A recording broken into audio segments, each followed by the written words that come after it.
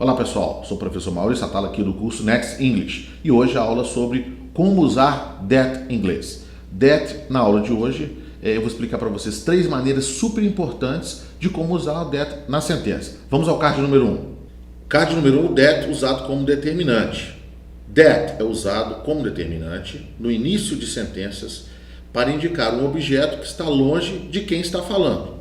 Exemplo, primeiro, that's my friend Tom over there. Aquele é meu amigo Tom que está ali. Outro exemplo, that's my house on the corner of the street. Aquela é a minha casa na esquina da rua. Então that acaba sendo aquele ou aquela. Geralmente quando você quer falar de uma coisa que está longe de você. Agora a gente sabe que o plural de that como determinante é those, né? Exemplo, those paintings are by Cézanne. Aqueles quadros foram pintados pelo Cézanne. Ok? Então o that como determinante, o plural de that, those. Agora o that, nesse caso número 2, como um pronome relativo, que ele vai ligar 2 sentenças. Ele conecta 2 cláusulas. Ok? Nesse caso que eu separei para vocês aqui, o that pode ser substituído por who ou por which. Vou explicar.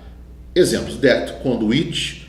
Exemplo número 1, Tom bought the apples that the man was selling.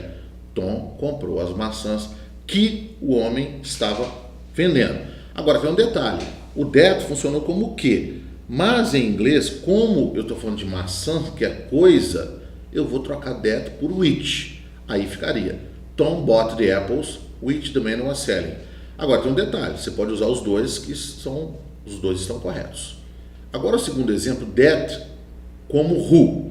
Exemplo, Peter invited the boy that was new in the class. Peter convidou o rapaz que era novo na sala.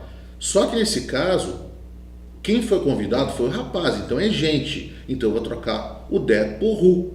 Então ficaria Peter invited the boy who was in the class. Então nesse caso de 2 nós aprendemos que o pronome relativo that pode ser trocado por which ou por who, dependendo do que o precede. Agora o card número 3, quando that é o objeto em uma cláusula relativa.